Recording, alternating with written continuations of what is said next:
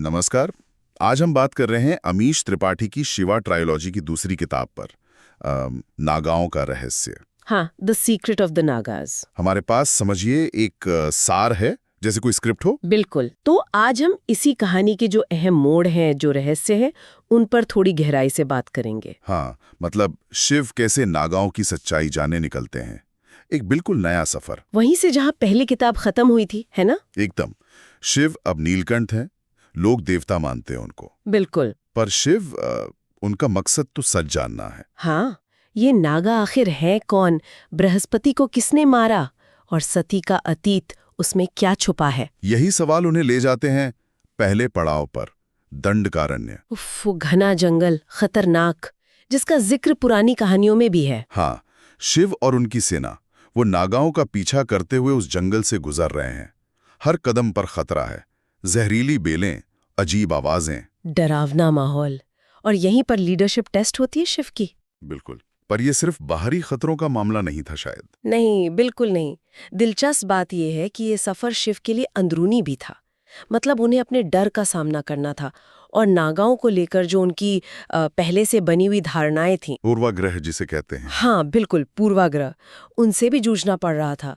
तो जंगल एक तरह से आईना बन गया था उनके मन का। अच्छा, बाहर का संघर्ष, अंदर का द्वंद्व, और इसी कश्मकश के साथ वो पहुंचते हैं काशी, जीवन और मृत्यु की नगरी। काशी, यहाँ माहौल बिल्कुल अलग है। और यहीं पर सती का एक ऐसा रूप सामने आता है जिसकी उम्मीद शायद शिव ने भी नहीं की होगी। एक योद्धा का रूप। हाँ, समाज उन्हें मतलब तिरस्कार दे रहा है, पर उनमें गजब का साहस दिखता है और एक अलग तरह की, कह सकते हैं, ममता भी। इससे उनका रिश्ता और गहरा होता होगा, शिव और सती का। हाँ, और काशी कहानी को एक दार्शनिक मोड़ भी देती है। सती का किरदार यहाँ सिर्फ पत्नी या प्रेमिका नहीं है, वो सामाजिक बंधनों को चुनौती दे रही हैं, एक ताकत बनकर उभर रही हैं। ये दिखाता है कि कैसे हिम्मत जो है वो समाज की उम्मीदों पर भारी पड़ सकती है। पड़ सकती है। लेकिन एक सवाल ये भी उठता है कि क्या ये रूप सिर्फ समाज के तिरस्कार की वजह से है, या उनके अंदर का ही कोई पहलू है जो अब सामने आ रहा है? सोचने वाली बात है। और इसी व्यक्तिगत ताकत और सवालों के बीच कहानी पहुंचती है पंचवटी। पंचवटी, नागाओं की वो रहस्यमयी राजधानी। और यहाँ तो कहानी बिल्कुल पलट जाती है, मतलब होश उड़ जाते हैं। हाँ, क्योंकि पता चलता है कि जिन नागाओं को अब तक राक्षस या बुरा समझा जा रहा था, वो असल में ज्ञानी हैं, अनुशासित हैं, और शायद विज्ञान में भी बहुत आगे। ये तो पूरी धारणा ही बदल देता है ना। एकदम।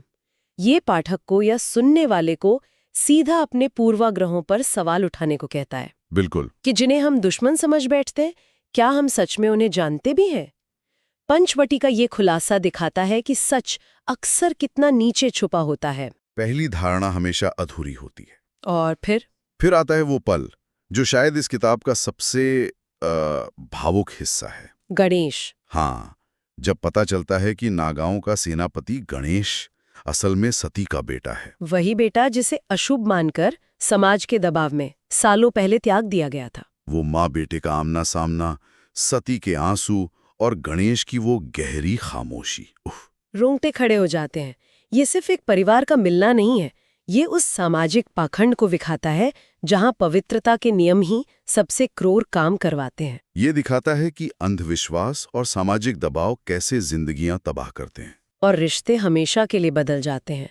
गणेश की खामोशी में सिर्फ दुख नहीं है, सालों का अन्याय भी है। और इसके ठीक बाद शिव मिलते हैं काली से, नागाओं की मुखिया और सती की बहन। हाँ, और काली शिव से कहती हैं, हम शापित नहीं हैं शिव, समाज ने हमें गलत समझा है, असली शत्रु, असली खतरा कोई और है। ये एक और परत खोल देता है, एक नया बड़ा रहस्य।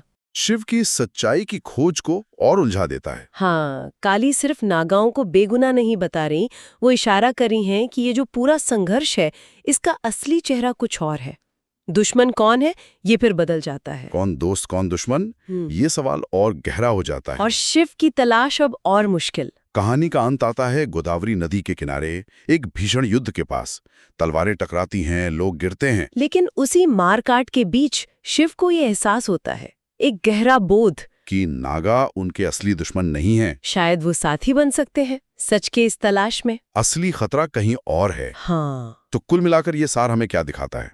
नागाओं का रहस्य सिर्फ एक्शन या फैंटेसी नहीं है, नहीं, ये रिश्तों की कहानी है, सच की परतों को खोलने की कहानी है। और सबसे बढ़कर अपनी ही बनाई धारणाओं से, पूर्वाग्रहों से लड़ने की कहानी है। गणेश का वो मिलना, काली का वो इशारा बहुत यादगार है और ये हमें सोचने पे मजबूर करता है कि सच्चाई असल में कितनी जटिल चीज हो सकती है ना। बिल्कुल, जैसे नागाओं को लेकर पहली राय गलत निकली, वैसे ही शायद असली खतरा भी वहां नहीं है जहां दिख रहा है, जैसा काली ने संकेत दिया। तो यहाँ एक बड़ा सवाल उठता है, क्या हम अपनी पहली धारणाओं पर, अपने बने बनाए विश्वासों पर सवाल उठाने और उनके पार देखने के लिए हमेशा तैयार रहते हैं? ये किताब इसी सवाल के साथ छोड़ जाती